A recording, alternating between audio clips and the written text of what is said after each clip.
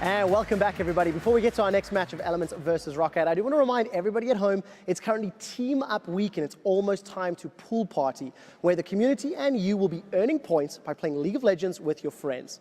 The more points that you earn, the more rewards that you guys are going to be unlocking. These range from IP boosts to summoner icons to reskinned minions with some super cool summer hats. Now, if the community racks up enough points, the upcoming Pool Party Mundo skin will actually be unlocked for everybody who participated during Team Up Week, which is happening right now. And all that will be unveiled when patch 5.12 goes live. So for a little bit more information on how to join in, all on the summer fun, check out leagueoflegends.com. Remember to wear your sunblock, get those hats out, and we'll see if we can unlock that Mundo for everybody. For now, we're going to throw it over to the guys at the Shoutcaster desk for that next match. Thanks very much, Quick Shot. As summer's getting into full swing, it's good to see that all. Now, setting up behind us as we speak are our next two contenders. It is Elements and, of course, Rocket. Let's get right into it with a look at the Elements, of course. In the top lane, we've got JWoww. In the jungle, it's Dexter. Froggen's the mid man. Tabs the AD carry. Promiscu the support, and, of course, their coach. Yeah. Nip. And Elements. We were trying to look for some positive points on Elements, and it becomes very difficult because this roster here has really not, found any synergy in the start of the summer split. They made a few changes again. One of the big problems they have, first bloods. They're giving up 5 out of 6, or well, 5 first bloods in 6 games. And those are all the games they lost. Yeah, all the games they lost. Clear indicator so far. And this really just highlights Elements, how weak the early game has been for them, because they pick these compositions as well. They need time to scale up. They're low on wave clear. They're very hard to execute. And then they start falling behind. And it just becomes so difficult for them to do anything. The only win they have so far was against against Gambit in week 1. Yeah, it's really been a rough ride for them so far. All things considered, picking themselves into a corner is really not the best way to try to throw your opponents off, so that's a big part of it. Froggen, he's been a bit of a shining light this last week. His Echo performance was actually pretty good. He had some success. He really wasn't able to impact the map, though, and he seemed to be the only source of wave clear on the team. Yeah, it's been a Froggen thing for a while now, how he's doing well in his lane, like one-on-one. His Echo has been very, very strong once we've seen it. He got a few early kills from it, but it's not enough to really carry, the rest of the team here, because it's really him and then Dexter. If you look at who can do something in the early game, Dexter's of course trying to help every single lane here, and Froggen then winning his own lane, he needs to then try and snowball the rest, especially towards the top lane here. I think top lane is so important in the current meta. JWoww and also Steve, honestly, from Rocket, both these top laners, they have been underperforming. They die way too much in the start. I mean, look at this here. Before 15 minutes, 11 deaths here from Steve, 7 from JWoww, and also they're down in CS at 10 minutes in every single, on average, we can say, in their lanes. Yeah, but also, to be fair to Steve, he's the one getting camped all the time. That's true. So there's at least that, but no excuses, I suppose. These two top laners definitely not really as much up to the hype. But now that you talked about Steve, let's go ahead and look at him and the rest of the lineup on the side of the red. It is going to be Rocket. So that is Steve in the top lane, Jankos in the jungle, that's Nuke Duck in the mid. Vander is their support. The coach is Yamato Cannon. It sounds like we may be forgetting someone. That's, of course, their AD carry. They've swapped in. Now it's going to be Mr. Rales, formerly of MYM. Yeah, so Mr. Rales here just managed to qualify to the Challenger Series with the Wicked team, Team Denial here before, but now Rocket has picked him up, and I think this is a good change. And I think this is what Rocket needs, because beforehand with Woolite, they would play pretty well, honestly. They would have fairly close games, but then individual mistakes would cost them in the late game, where we often talk about, Woolite mispositioning. Mr. Rales is a safe AD carry. He gets the job done. He's not the most flashy one, but he's great in terms of positioning, and you can trust in him late game. I mean, look at the stats here, even last year against Meteor Makers. He honestly did pretty well, despite being on the worst team in the league. Well, not flashy is not necessarily a bad thing, because it's usually Woolite's flashes that got him into danger in the first place. So hopefully it's Rocket exactly what they need. To be honest, though, the record, I feel, doesn't necessarily indicate how strong this team is. True. Their opponents in this summer, they have a combined record of 25 wins versus 11 losses. They've played against teams that are really good. So I give them time, I would say. Give them time for sure. Rocket, I mean, they keep showing this little bit of potential here and there, so you keep believing in, okay, this team here can do really, really well. I want to see if Mr. Rales is to change they need it, if they now have, a more safe AD carry in the late game, if that is enough for them to start winning. I mean, they beat Origin, obviously, last week. Great huge performance. Boost in momentum. First team to do it. fantastic for them. Great pick and ban phase, something we've seen from Yamato Cannon time and time again. When he was on Meteor Makers, even though they lost a lot of games, the pick and ban phase, they were really, really strong. It was the same against Origin. They shut down the early game. If they can do the same here against Elements, they should be able to snowball out of control, because like Elements, they lose very, very fast when they start falling behind. Yeah, and that's really been the trouble for Elements, and I feel like Rocket, they're a team that can take advantage of this. Even though their games are, on average, a little bit longer, I feel like sometimes they've been pushed into a corner themselves, especially in their tougher losses, but give them credit. Again, those are against the strong teams. They keep fighting. They never give up. And really, it's been coming down to making some mistakes. So on paper, Rallis seems to be the perfect member to insert. And it's not like he's not worked with Yamato Cannon before, too. So that's true. He should fit right in. Yeah, for sure here. And we have to see how him and Vander will work down in the bottom lane. We have seen a lot of teams, though, not rely on that 2v2 lane. So swapping in an AD carry or a new support is almost easier right now in the current meta, in that sense that you don't have to be a lane bully and you don't have to like play around the 2v2 lane being super strong. You can play around your top lane, play around your mid laner maybe instead, and then just have this safe AD carry for the big team fights. Quite a few teams in Europe are already playing that style. Then we simply have to go back then to the top laners, because we're just talking about how you can play around that side of the map. Steve and JY, we showed the stats before here. They die way too much in the early game. They fall behind in CS. I want to see if any of these two teams here will focus on that lane and try and get their top laner rolling, and we can finally see what they can do with a goal lead. But that's always the question for Elements, isn't it? Where is Dexter going to go? Because it seems like he's always needed. Just about every lane you have. And, yes, he's been trying to go up top, go down bottom a lot and help out all over the place, but it doesn't help that his team keeps picking these scaling compositions time and time again. They're very low pressure. They don't do much in the early game. And it's just been a formula for teams to beat them. So I want to see if they can mix this up. They're trying different things with different comps, but they're still playing the same style, and that's got to change or they won't start winning. Well, we heard multiple players now talk about how they knew they had some had some problems. They knew there were things they needed to sort out. Pick and ban phase was one of them. You need to look, when do you pick certain champions? How high do you value something like maybe a Kalista or Sivir pick here? Because a champion like Sivir would be the perfect one for Elements. It's going to add in everything they need here, because it's strong throughout the entire game, mainly also due to her ulti. Of course, late game, her damage is fine. She adds wave clear, which is so important and what Elements often lacks here. I would like to see them put more focus on just like that simple champion. It works for me in Riot Rumble, so it must work for Elements. Well, it's so simple to combine with so many different things. Sivir's that AD carry that everyone's always saying it fits into every comp. You throw a Maokai up top, that's almost never banned, right? And you can just get so much work done between that. I feel like, yes, Froggen is performing individually okay, and Dexter's performing individually, but they have to enable the rest of their lanes to do well. Not just that they haven't been performing on that level. They need to give them the tools to be able to succeed. I think Sivir's definitely a big one, but that's just an option, obviously. It's just one. There are other things they can do. It doesn't have to be the AD carry pick. You need to change up for Tapsy. I mean, he's played 6 different AD carries, though, so he's not really been settling on anything. Just trying to constantly change. Okay, it didn't work. Then he went for the Ashe in the last week here against Copenhagen Wolves, and they died early on, and it snowballed out of control completely. So we have seen changes from Elements, but it doesn't seem to be in the right direction. It's just we change it, and we don't really know what it is we're aiming for. Yeah. And let's shift gears a little bit, too, because I was harping on Dexter a lot. I want to talk about another jungler that's had a lot of impact in the LCS in recent weeks. This is, of course, going to be Yanko. So he used to be called the First Blood King, and for a while, everyone kind of forgot his nobility. He tossed his crown away. But now, he's really been stepping up to the plate. His Lee Sin games, he's one of the few junglers here in Europe that still prioritizes it. So his jungle pool is a little bit different than some of the others. True. And he's been getting so much work done. In the previous 2 weeks, he set up a number of these big picks, combined up with Vander also. I want to highlight him. Between the Nautilus, Lee Sin, it's really been amazing what they've been able to accomplish, and worked especially well against Origin. The fact he's been so strong on Lee Sin just gives another element to the draft of Rocket here, because they can ban away, let's say, Rek'Sai. They can force the Gragas ban then, and they are fine then first picking, let's just say, an Alistar.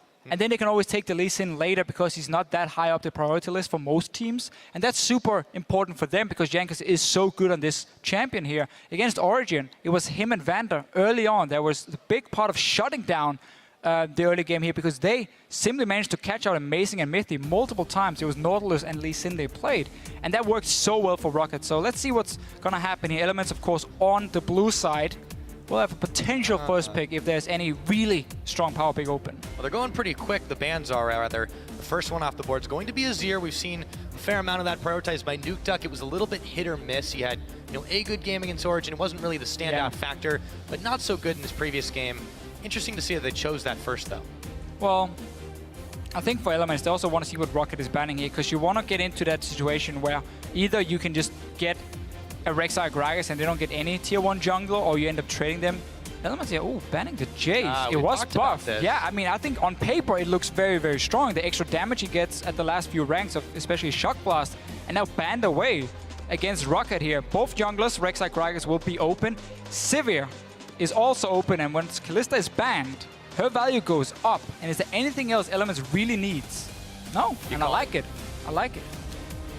So let's see if Elements can turn the tide here with that Sivir pickup. We'll see. We've yet to see what Rocket's going to answer with, but also on the bans too. There are some interesting prioritizations. The Jace was mostly a patch ban as well. The Rumble against Steve. I mean, on the other hand, banning away Frog and Zeko. You can see which teams are paying attention to what right now, and there we go. We've got ourselves what might possibly be a Cinderfish, and of course also the Rek'Sai, which should prompt the Gragas from Dexter's side. Should be a Gragas from Dexter here. No real surprise, at least, if that gets locked in. But yeah, Rocket just standard, almost want to say like top tier bans. Okay, you take away Kalista, Ryze, so on. And Echo has been, as we talked about, a very strong champion for Froggen in the mid lane, so their bans makes a lot of sense here. I would almost have preferred to see an Alistar come in as a pick, but they're probably afraid that JWoww could also take away this Fizz. He played it last week, so they decided to say Alistar is not our top, we don't need the Alistar, we can go Nautilus as well for Vander, so instead we try and grab away these two carry picks. Right, but there's a couple problems with that, right? First off, they could have done it with their other pick, because Rek'Sai Gragas both open. Unless you're playing Gambit, most teams will take the Rek'Sai over the Gragas. So I think for Rocket, that one is fair enough, but it does give the Alistar over to Elements. That's my other point. Now you've got a Sivir Alistar lane to deal with. What is Rocket going to do against that? A Sivir Alistar lane, well, you need some sort of wave clear if you want to take the 2v2 lane, because what ends up happening, if you have, let's say, if you have a lane with no wave clear against it, the Alistar Sivir will push you into your tower over and over because Sivir is so good at fast pushing, and then once Alistar hits level 6, you just call down your jungler, you tell your top lane, be ready to teleport, and Alistar just goes, then he starts to dive, pops his ulti, and you can very easily punish people for being stuck on their own tower.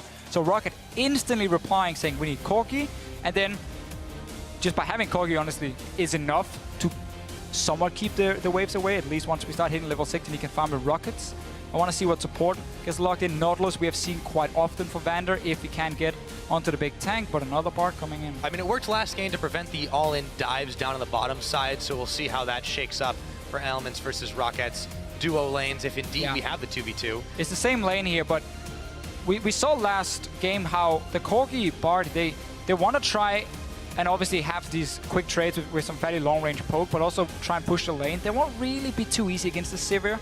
And also you have to be a little bit afraid of what Alistar can do in terms of setting up a gank for the enemy jungler. Yeah. But I'm really looking forward to see what's going to happen down this bottom lane. And if Elements can start playing around some proper wave clear from a Sivir. Yeah, so they have that Sivir for that wave clear. We've also got a Vlad locked in here for Froggen. And JWoww, I think we could probably see this one coming with the Ignite teleport to Hecarim against this Cinderhulk Fizz. This is going to be an interesting top lane, I think. Yeah, so if there's a summon advantage in the early game for JWoww, that can be very important, because what you often look at here, when you have these two aggressive early junglers and Gragas, Rek'Sai, you got two top laners, Bruisers, who want to fight each other, who wants to try and snowball. That one offensive summoner on the side of Elements can be the deciding factor in a 2v2 fight very early on in the game here. So we're gonna see more focus on the early game from JWoww. Trendy Force Rush, you have that Ignite here, so you have some extra power. Steve is more looking for Cinderhulk and scale a bit more towards the late game, and that could be super important in terms of how they play it out. It does also mean for Rocket, if they do decide to lane swap, obviously having that smite for Steve is gonna make him a little bit stronger, and he should be able to pick up a little bit more extra farm. He can double jungle fairly effective as well. So now the Lulu's locked in for Nuke Duck's safe choice to lane against Froggen, who's had a bigger bit of impact than Elements as a whole. What is this Rocket lineup altogether looking to do, though, Deficio?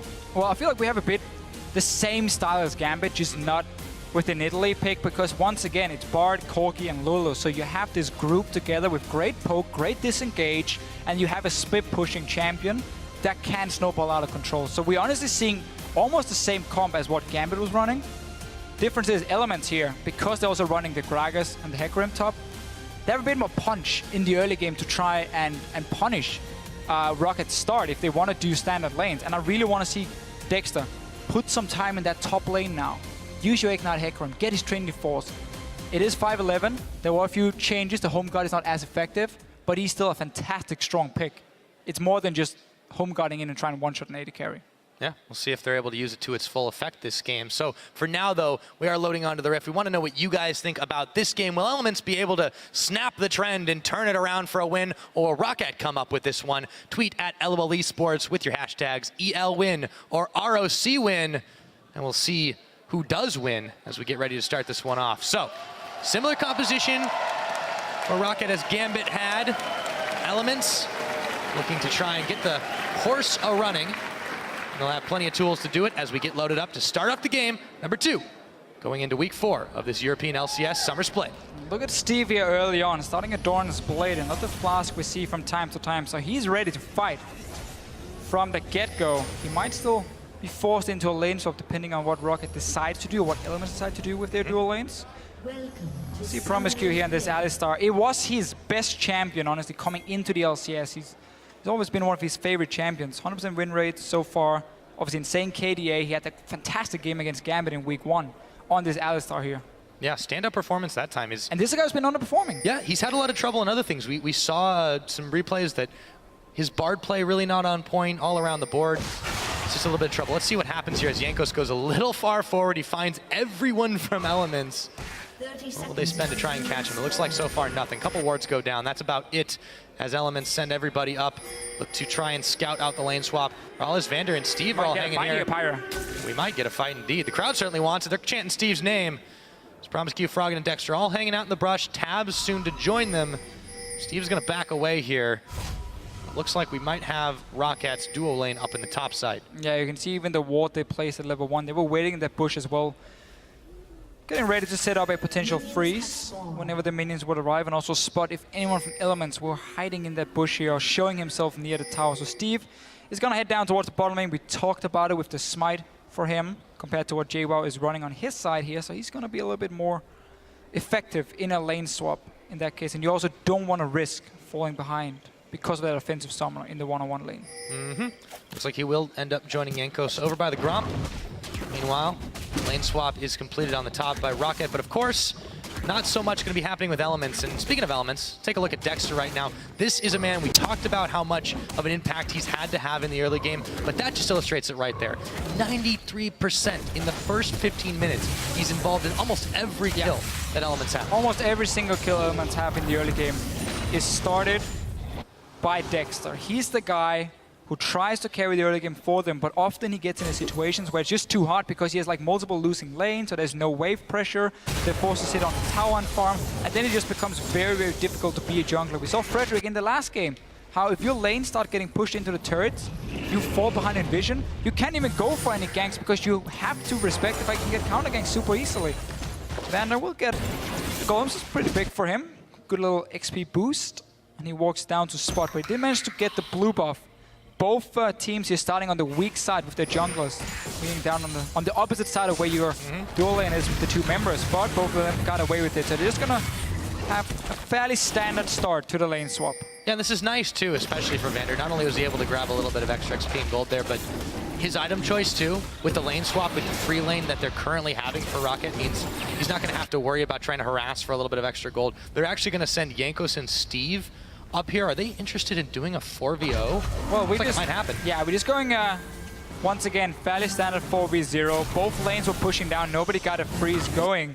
And therefore, you have to send in your top and jungle just to secure or make sure that nobody can teleport in and get some farm. It does mean that Elements will have control around the dragon, obviously because they were on the bottom side of the map, and they're just playing out the poor Rift Scuttler here, and maybe going for an early gank. Nukedog has been pushing the lane against this Vladimir, as we often see early on. And here we go. Yep, here we go indeed. This is going to be an easy summoner. Nukedog will flash immediately.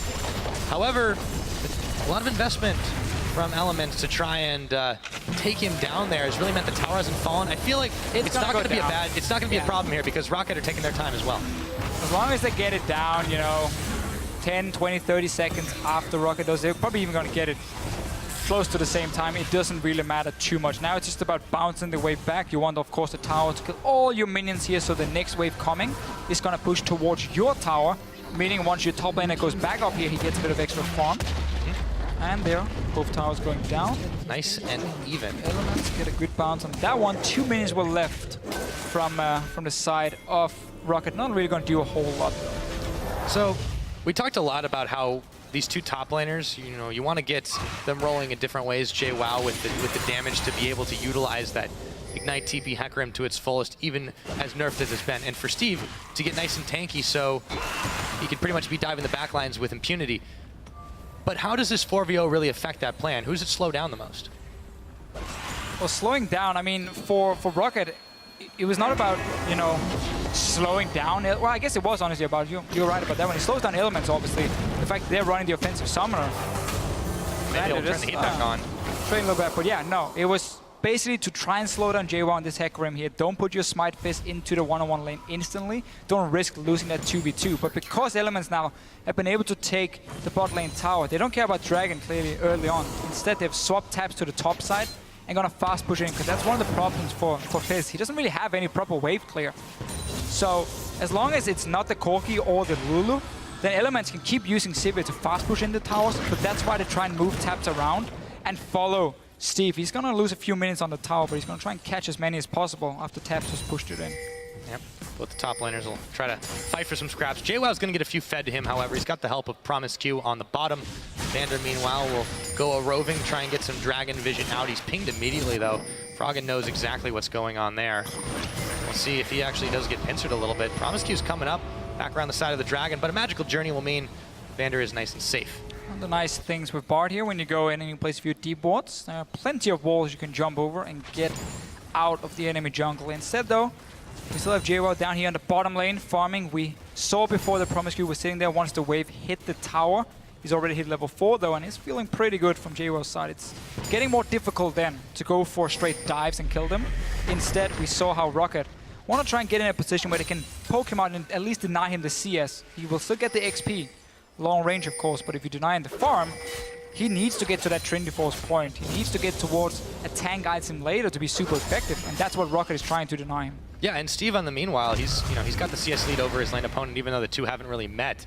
Jankos is coming up to the top side to see if Steve does need a little bit of help. For now, seems to be fine on his own against this Tabs and Promise Q lane, and their fast push isn't really going to be happening right now.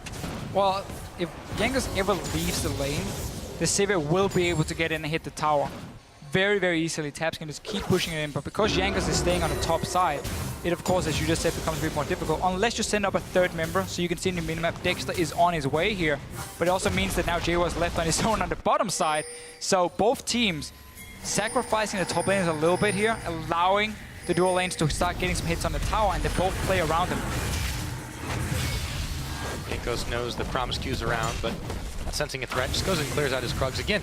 Steve's still holding strong here. We'll see if he continues to do it, because there really isn't that much pressure from Elements topside. No, I really like this a lot more for Rocket, what they're doing here. With Jankos staying top, at least he's providing some security for Steve so he can stay on the tower and farm. You saw the bottom lane. Once it hit the tower, JWoww just ran away. He was like, I'm not going to try and stay here. I don't know who's around. I don't want to risk getting binded by Vander and killed or something. So he backs away, meaning he lost a lot of farm.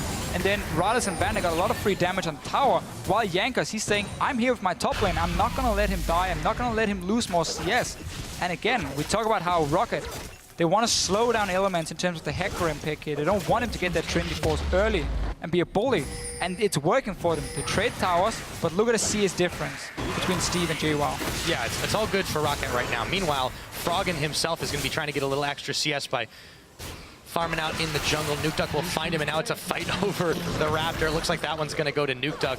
Been very quiet in that mid lane since they've been focusing up and down rather than right in the middle, and that's really what I feel like is proving to Rocket's advantage right now. They're making Elements dance around. Lulu Vlad is not not exactly a kill lane. No, too not much. exactly. It's- They tried to kill the Lulu. Yeah, Didn't work. Froggen really wants to turn it into a passive farm lane in the start. He wants to level up in this lap, but then he hits a point where Nukeduck is going to struggle to trade with him because Froggen can then start out-sustaining him, especially once you start hitting towards that level 9. He can get rank 5 on your Q, and then you can also walk into the minion waves and just clear them with your E. So Froggen is happy trying to neutralize the lane, but both teams have been trading towers.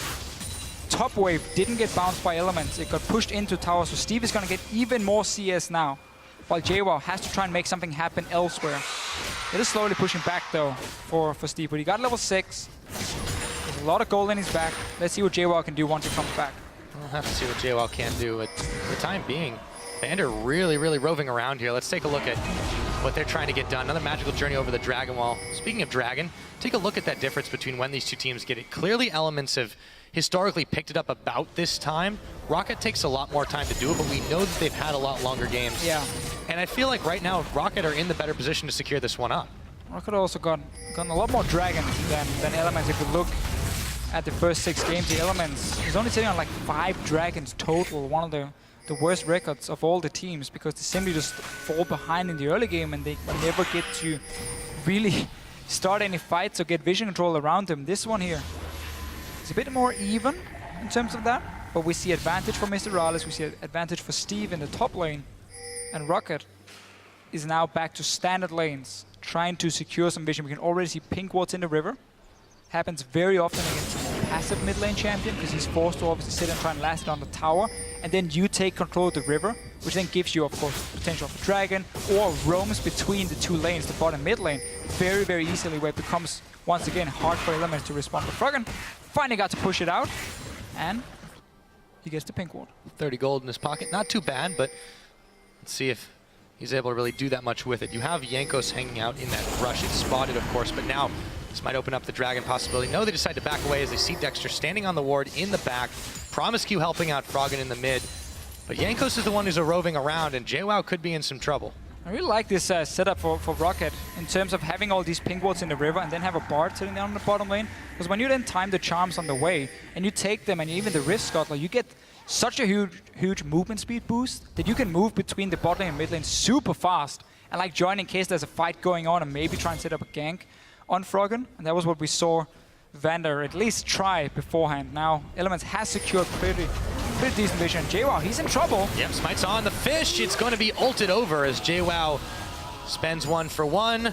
Take a look. Still at that difference in CS. Falling further behind. Steve Jankos helping to keep that gap widening. And speaking of widening gaps too, these AD carries, it seemed like it was pretty mirror for a while, but Rallies is the one who stayed in lane, who's continued to push it. While Tabs has kind of been running around, and as a result, he's fallen a little bit behind in farm.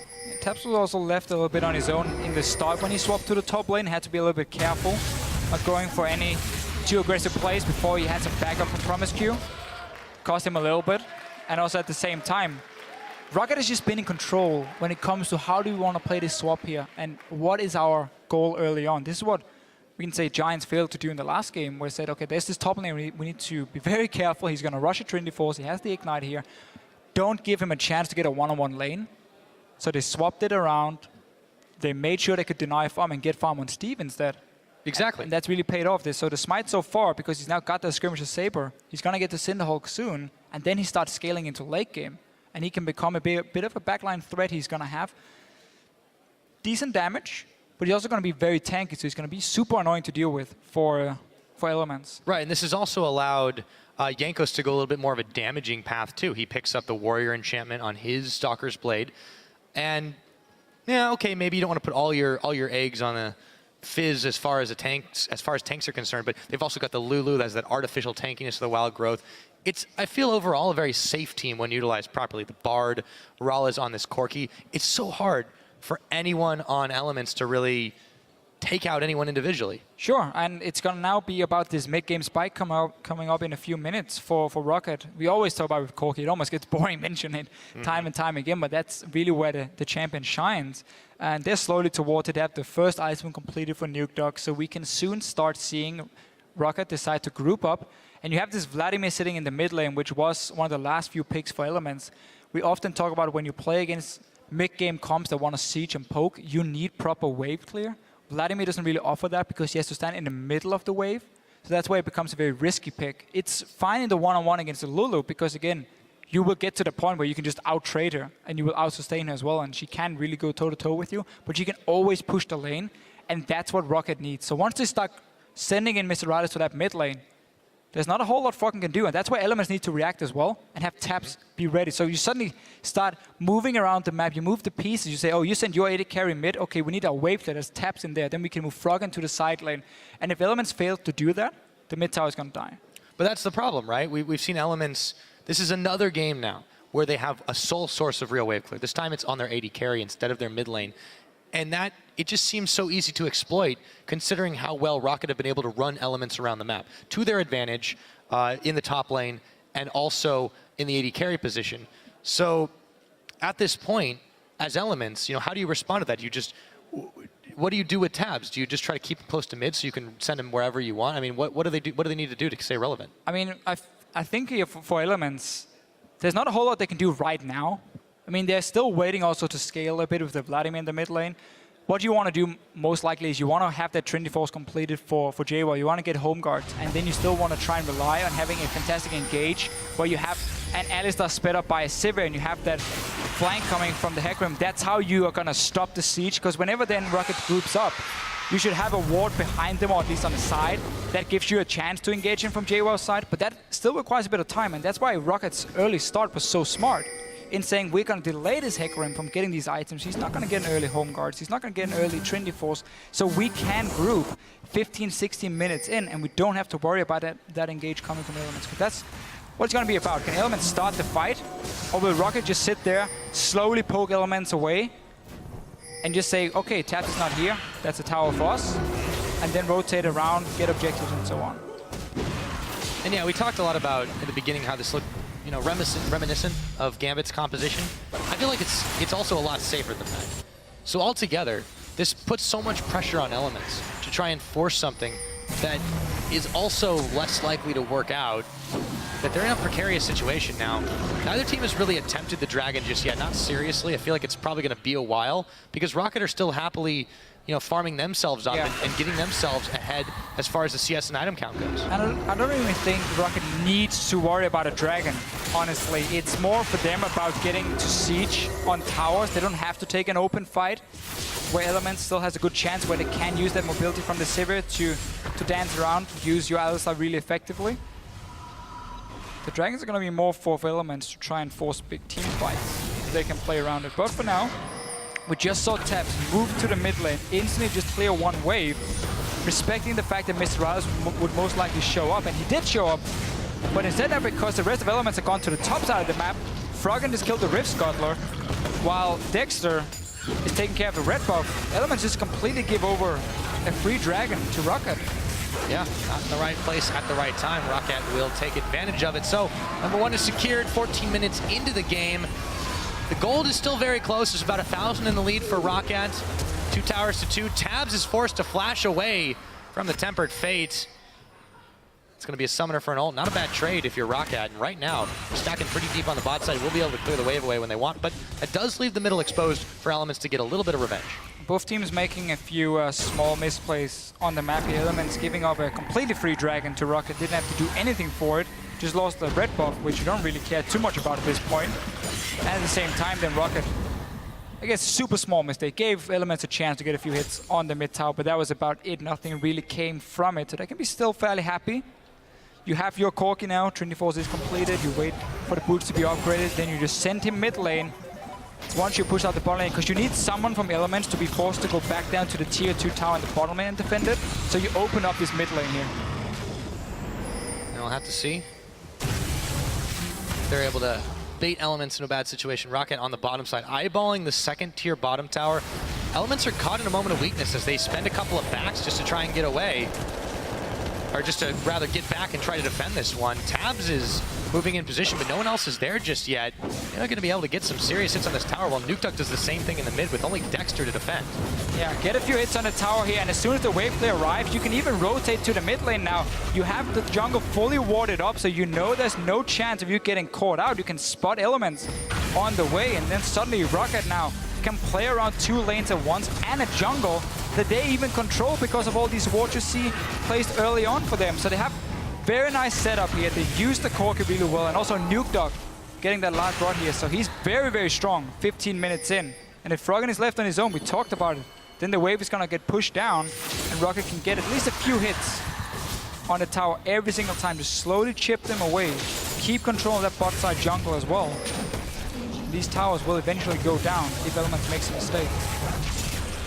Well, Elements has made several mistakes to splits so far, Deficio. We'll see if Roccat can find more openings to punish them. For the meanwhile, let's take stock of where we're at right now. Rocket, they have a lead. They've extended a little further now.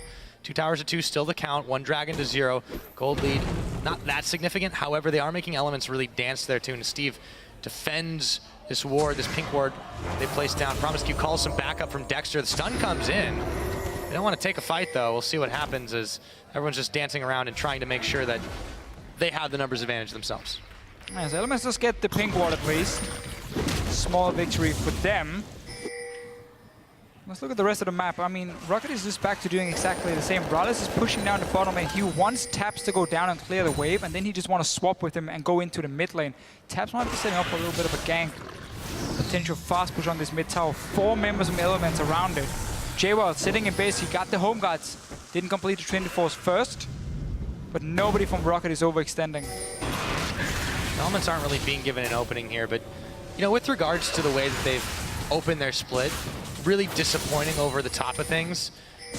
I feel like Elements are playing a little bit better here than we've seen in the last couple of weeks. Is that a fair statement, you think?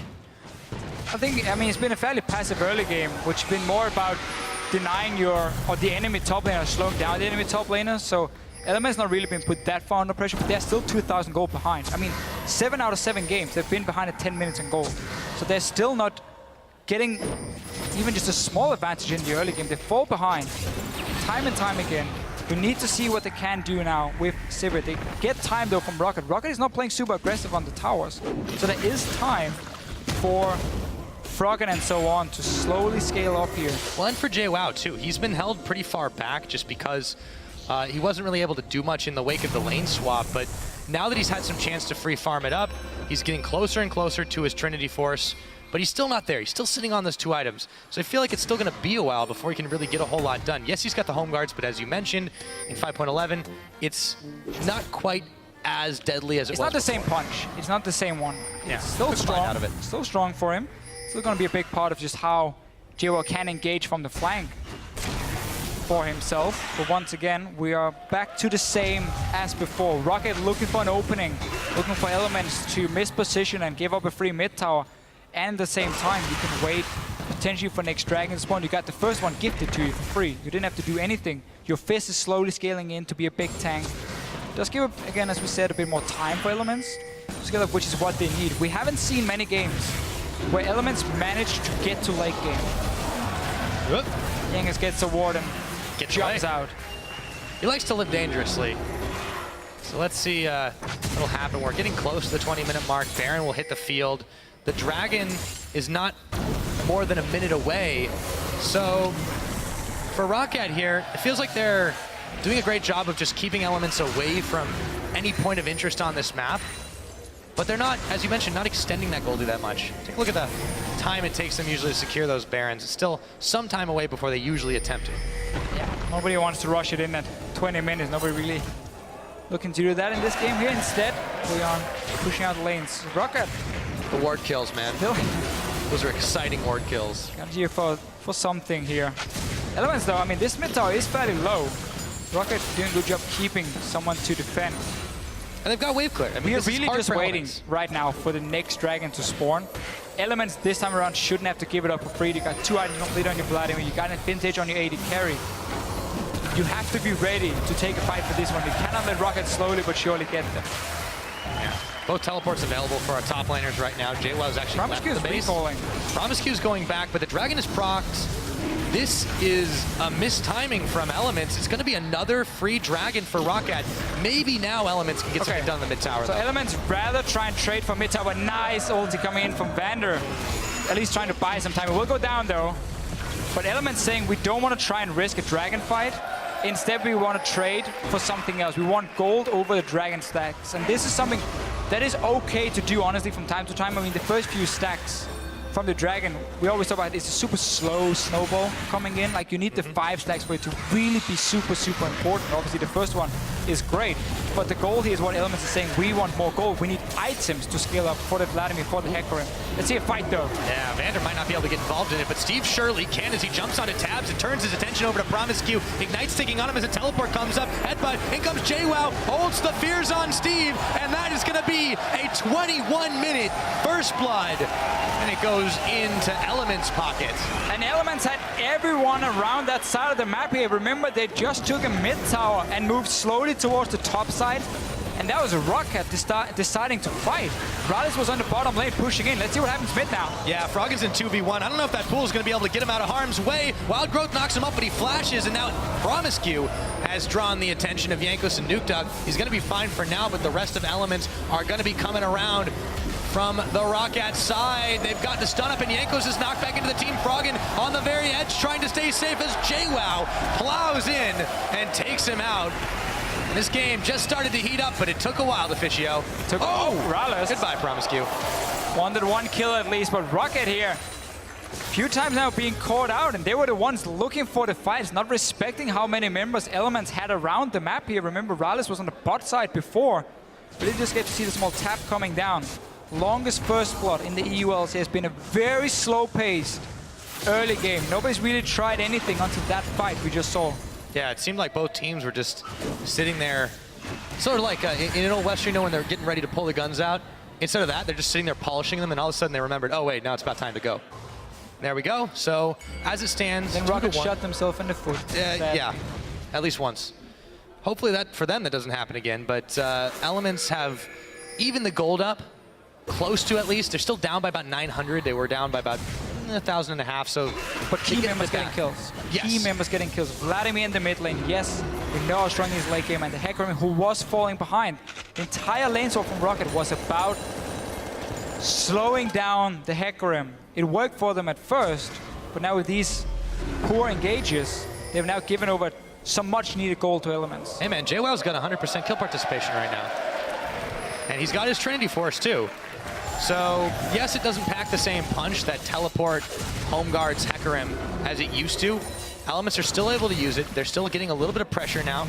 Tower was down in mid, of course. They've cracked the outer ring a while ago, trading it for that dragon. But Roccat, with their 2 dragons, what can they really get done here that Elements can't? It doesn't seem much right now. No, again, the 2 dragons doesn't mean a whole lot for Rocket. So, honestly, looking back at it, Elements saying we'd rather trade tower, or 1 tower for 1 dragon, was not the worst trade, as long as they can go back and now fight for the next few dragons coming, so you don't get in that situation where there's this ticking time bomb coming in where you have to suddenly worry about a potential 5th dragon. We might see another fight though, Pyro. Yeah, we might. Looks like it's already in progress. Froggen is the target, but they don't have enough to polish him off. Look at Steve though. Steve is going around the side. Tempered Fate's gonna stop tabs in his tracks. Earth comes up, doesn't connect as the timing was a bit off, and JWoww running in the back, can't get anything done. At the end of the day, both teams have to back off. Nothing killed but wards here. You see a bit of a plan there for Rocket's comp with Steve coming in from the flank, and then you land ult from Vander to really buy him time to get to that back line. Mistimed it though, so it was ulti from Fizz and the Bard together end up doing, well, they got a flash from Tap, so they got something. But Rocket trying to force a fight. What they really want with this composition though is to sit down and push down these towers. Exactly. For themselves. You got the Corki, you got the Lulu, disengage from a Bard, like even trying to defend a tower versus Bard when you can land a Q connected between you and the tower itself is super, super hard to sit and wave clear from. So Rocket has not been aggressive enough at doing that, seeing as this mid tower with a Vladimir is still alive. Yeah, and it's really big credit to Tabs for being in the right place at the right time there too. I feel like Elements is really now starting to utilize him a lot better. Yes, he's the sole source of wave clear. I guess it's maybe a bit of a overstatement because they have a little bit. It's not a ton with Vladimir, not a ton with Gragas, but they can get it done. And the problem is Roccat, they're not securing these kills. They're not pushing Elements really far enough away from these towers to be able to do anything. So as it stands, Elements still has that tower in the middle. And everyone on their team is actually starting to hit a comfortable point. This is what Elements have wanted to do all split long, is scale into a comfortable position. This is the kind of games Elements have wanted to play every single time, but what has always happened was they would fall behind early, they would give up first bloods, they would get ganked in the lanes, or just honestly be out-pushed in the lanes, and they would fall so far behind in gold that at 20-25 minutes, there were barely anything they could do, and they would just end up losing like 30 minutes. This game here, because Rocket has been so passive, honestly, and because Rocket now took these engages where they were 4v5, 3v4, it has bought time for Elements, and it's exactly what they want. Yeah, and you know, harkening back to the very beginning, we talked about Elements giving up first bloods and how that seemed to kind of be the curse for them. Well, they secured it this time. Maybe if things hold, they'll keep on pushing this game in. So, more wards being cleared away. The Vision game continues, this time Elements on the front. And now we see the push. 9 seconds, but now Rocket, yeah, they're able to respond to this. Nobody in position from Elements to defend. Tower finally goes down. The goalie's back a little further in their favor. Dragon spawn now. Let's see if we have another fight here, Deficio. Really what Rocket wanted to do 5-6 minutes ago. Taps was on the bottom side, and they could instantly just 5-man go and take the tower. Straight onto the Dragon. These are going to be important for Rocket. They want to go towards the on the backside here. Elements, they're going in for the fight. They are going in for the fight. Vander realizes too late that it's going to be a huge amount of trouble. Tempered Fate gets thrown down right in the middle to only stall things out. Froggen knocks over Ralev, and Nuke Duck is going to fall. Jankos picks up tabs in the meanwhile, but it is going to be a 2-for-1 as Rocket are scattered to the winds, and Elements will claim the spoils of the Dragon.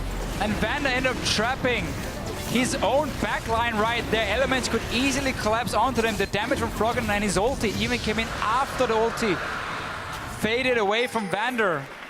Rocket losing the fight, grouping up 5 members, not respecting the fact that JWoww can teleport in behind them. He gets a fantastic flank.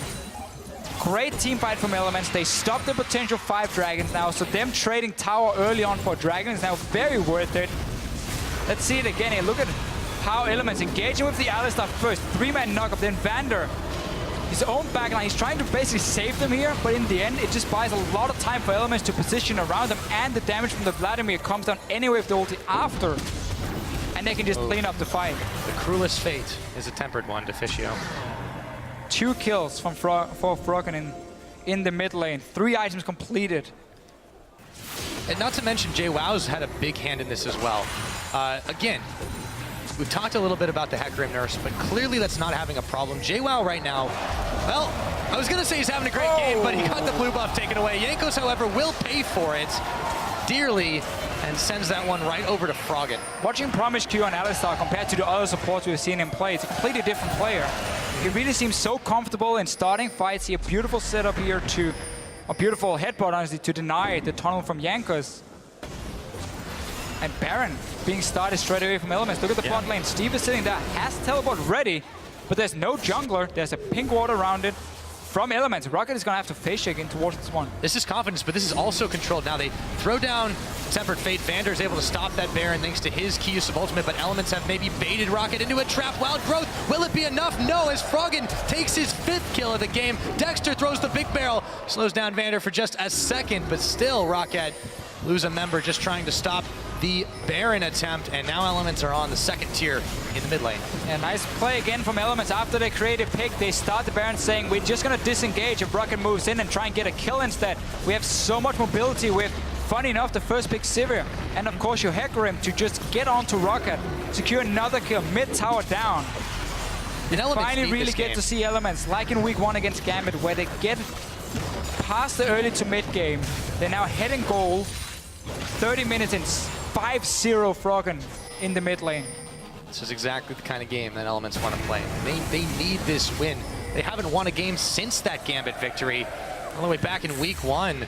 Rocket, though, scratching their heads a little bit about what the hell is going on. They haven't been able to stop these Elements.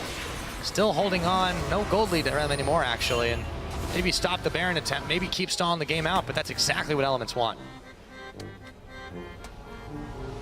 Just enjoying the music a little bit. Yeah. One of the joys of living in Germany here. Something we get to experience on a regular basis, that is for sure. So. Do you? I don't hear that kind of music very often. I hear it on the train, actually. All right. All the time. Some guy gets on with an accordion. Anyways, back to the game, though. We've got, right now, Wave pushing in favor of Rocket on the top side, but Tabs is there to stop it. He seems to just be everywhere he needs to be. Yes, he's been behind the Corki in farm all game, but it's Sivir. You don't need to be a carry. All you need to do is press R while your team's grouped. Again, it's what I do in our Riot Rumble tournament, and it's working. For our team at least, it's working for Elements, and this one here, Taps. Yeah, I mean, if Deficio can do it, you guys can too. I mean, that's how it works, right? I will say though, for Sivir, she does have the ability to have fantastic damage output as well. If you get one of these fights where you get your AoE damage on like multiple members, she can do really well, but she's not exactly a hyper carry in the late game. But we're gonna see Elements once again back towards this Baron. There's a lot of wave play on the side of Rocket, making it very difficult for Elements to just start up and siege a tower. Instead, secure vision in the jungle. You want to bait Rocket now into a fight here. No home guard possible for J1, no teleport ready. What I want to know, though, is as big as Froggen is getting, and, you know, with this tanky Gragas, with this Hecarim, will they be able to, I mean, I guess baiting the fight is the way to do it. I wanted to talk about diving, but forget that because Baron's been started by Elements here. The damage is not that high because, well, also Froggen's not here, but all of Rocket are here. This is very risky for Elements. Can Rocket stop this? All they're going to go around. to start a fight. They do, and Chum the Waters is going to slow down JWoww. Steve jumps on in. However, he's surrounded by Elements. See if he can get away. In comes the Hecarim ult. Steve's down. It's Dexter who takes him, and the barrel is rolled out, flashes away from Rollins and Vanderez. Jankos now Hemoplague taking on him. Froggen ignited. Nuke Duck, though, is getting chased down by everyone. Again, Rocket still lose one member. And it seemed like Steve was not on the same page as the rest of his team. Well, the thing is, Steve never really has a chance here because Rocket's composition is built around your group, you poke down, and then you have a teleport flank coming in from Steve. But he can't do that without teleport, and he can't do it if Elements are the one who's controlling the pace of the game. They're the ones who start the Baron and say, come at us, just run straight at us right now. We're gonna disengage the Baron, we're gonna pop Sivir ulti, and we're gonna dive straight at you. You saw them, they even left the ward alive in the Baron pit. And this is not even about us getting Baron, it's about us getting a chance to get you out of your own base, away from your own towers, out in the open, and then we can take a fight. So far, they've been able to accomplish just that. So we're approaching 33 minutes in the game, but we'll talk about that in a minute because this is how Elements managed to get another kill. Well, again, look at it here. So as soon as Rocket moves into the river, Taps pops his ulti, Steve dives in on his own here, but nobody's gonna follow him really on the side. Keep in mind, Jankos went for the warrior enchant, so he's not that strong.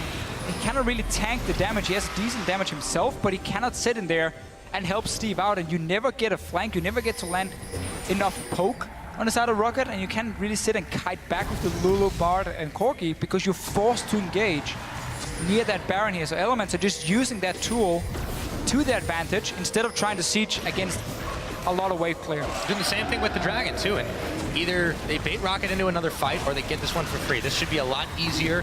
JWoww's backing away. He's got teleport, but he's on a ward. Jankos can stop him. There's the smite.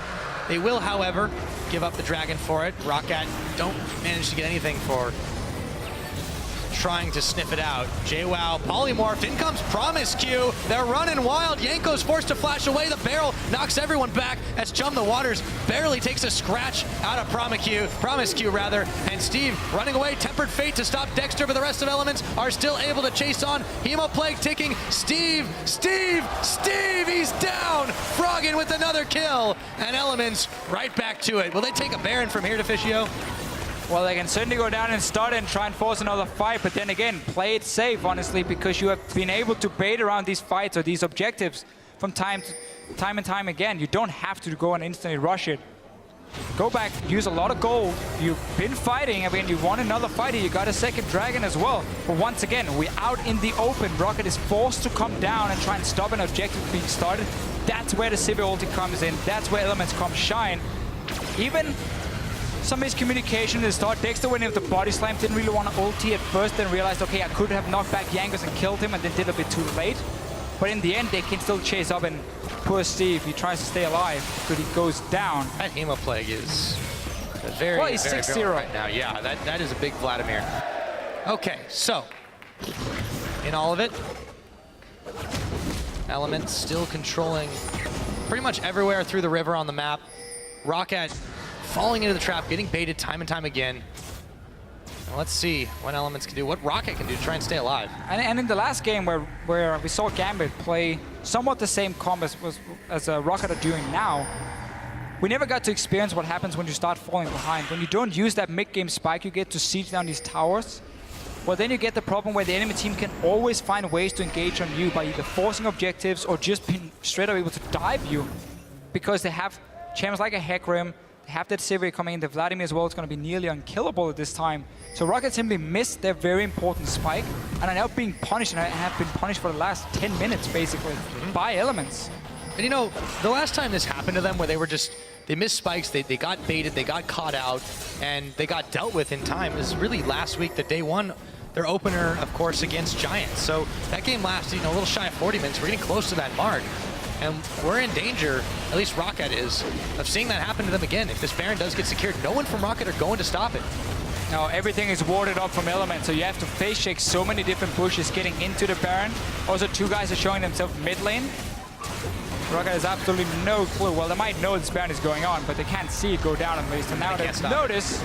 Uh-oh, Yank goes! They're just too many Elements right up in him. Tabs is going to take that kill.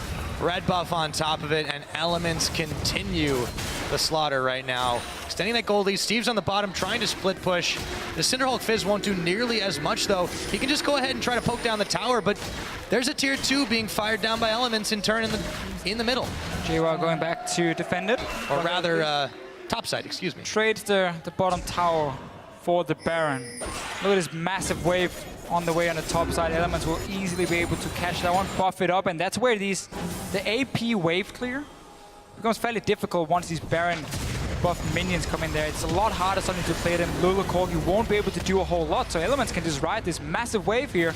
And look at the base as well. JWoww sitting ready with his home guards. He's just waiting to teleport in. Steve's backing off, so he's going to be coming to the defense here. Froggen stepping up forward, but look at the damage that Elements have there. Tempered Fate used just to slow down the tower. Teleport coming in now for JWoww. Rocket know they have to back away. Dexter going to force it. Nuke Duck evaporated. In comes JWoww, but he's got nothing to do but look for Steve. Playful Trickster on him, but he's just going to get knocked up and locked up. Inhibitors down. So is Steve. JWoww running all the way to Fountain.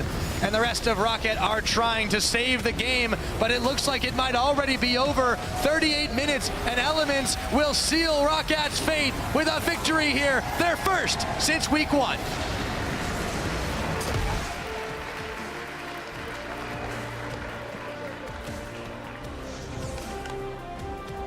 And a well-earned win indeed. As soon as we got past the mid-game here, Elements just took over. Rocket engaged into some poor team fights in the mid-game, got punished for it. Froggen got so many kills, and Elements got to play the map. They got to play out in the open with Hecarim, with the Sivir pick, the first pick coming in for them. And it just worked so well in always diving on to Rocket in these big team fights here. They never really got to use their composition at all, no. Rocket's side. They had a fine start. They were slowing down JWoww. They had the possibility to start grouping on the mid lane, use your Corki or Lulu to poke away, but it was just way too slow from them. And then they started taking these fights, they lose them, and suddenly Elements get enough time to scale up, get the map open, and they use it.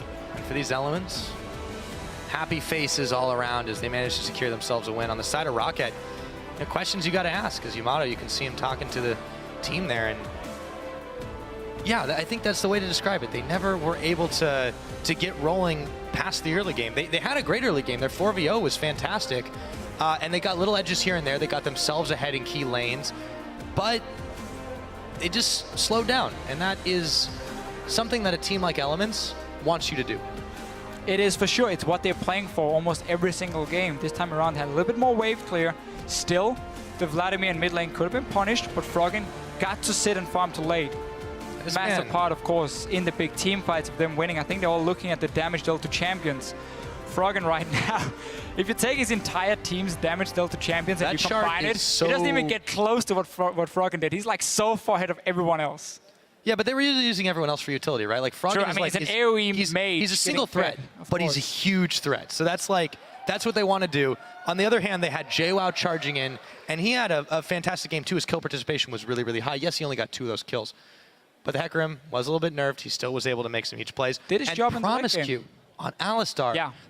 Clearly a comfortable champion for him. And this pick, remember, if we again go back to the pick and ban phase, first rotation for Rocket on purple side, they went for the Rek'Sai, and they took away, I believe it was the Fizz for the top lane. They didn't take Alistar. We can see it once. We can see it again here. Yeah. So basically, look at Rocket's side. First rotation for them. Steve and Jankos gets the jungle and top lane pick. So they left Alistar to go second rotation, and that means suddenly Elements never really got punished for first picking an AD carry. Promise You gets on by far his best champion, and we saw how strong he was in starting fights on this Alistar. Yeah, and also, first picking the Sivir, you talked about it in Champ Select. Love it. It was absolutely necessary. They needed the wave clear. We talked about it going in, that they needed a little bit more. Tabs was able to go all over the map. No, he was not, a massive standout, but again, Sivir, you just need to be with your team. You need to be able to hit R at the right time and you need to be able to clear waves. Tabs did that magnificently, so it seems like everyone on Elements, this game at least, was able to do the job that they had in mind.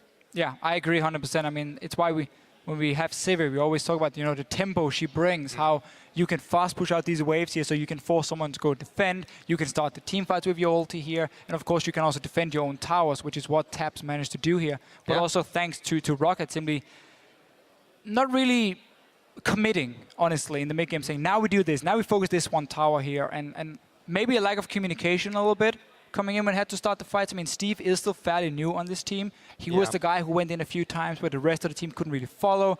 Vander's ultis with the ulti from Steve as well sometimes, collapse together. So it was a bit of a tricky game for Rocket, and it seemed like they weren't on the same page, at least, in terms of team fights.